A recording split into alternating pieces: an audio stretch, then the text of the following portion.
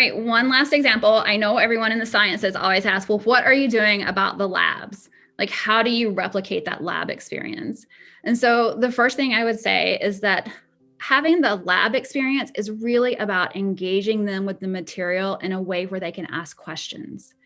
And so we can still do that through a lot of different types of simulations and virtual labs online. And my favorite is Gizmos.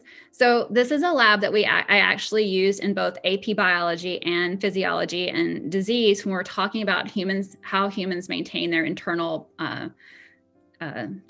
metabolism, like body temperature and blood sugar levels and all of those things. So a homeostasis lab.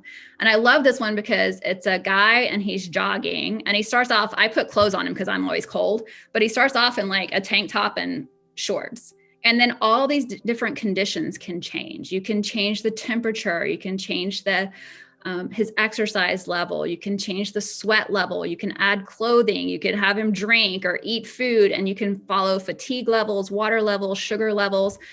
And for each student, this is a different experience. I have some guiding questions, but they can play with it in many different ways. And I also love, if you notice the little tabs at the top, it has a table and graph.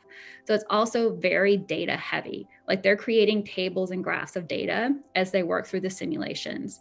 So if you think about what you get out of a lab, you get to ask questions, you get to manipulate things, you get to think about concepts and refine your hypotheses. And we're still doing that, just in a different format. And by the way, we also did a lab at home on this where they had to work in groups and somebody was running around taking their pulse and all the time too. So this followed up to an actual lab where they were in groups running around. Somebody had to be the person that ran around the house and we had a data recorder. So it was a nice follow-up to an activity that we could do at home.